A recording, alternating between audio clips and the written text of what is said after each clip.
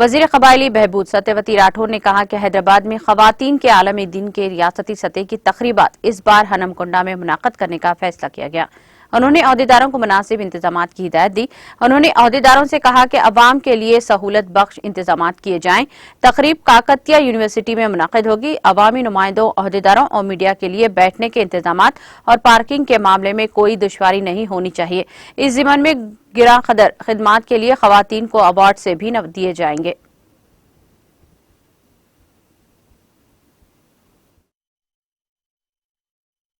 అది అందరికి వర్తిస్తుంది। మనం ఎందుకో మనకి ఇంకెవరో తోడు ఉండాలనుకుంటాం, అది కరెక్ట్ కాదు।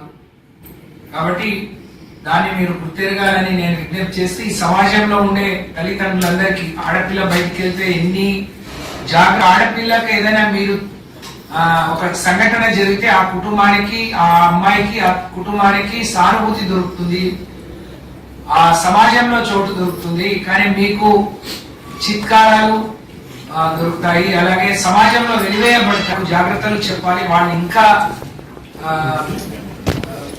వరంగల్ జిల్లాలో జరుపుకోవడం, వరంగల్ జిల్లాలో పుట్టిన బిడ్డగా నేను చాలా సంతోషాన్ని, హర్షాన్ని వ్యక్తం చేస్తూ దీన్ని విజయవంతం చేయడానికి, ఎందుకంటే మా సెక్రటరీ గారు హైదరాబాద్ లో ఉంటారు। హైదరాబాద్ లో మేము ప్రతి 3-4 సార్లు చేసుకుంటే రవీంద్ర భారతిలో చేసుకున్నాం, బ్రహ్మాండంగా విజయవంతమైంది।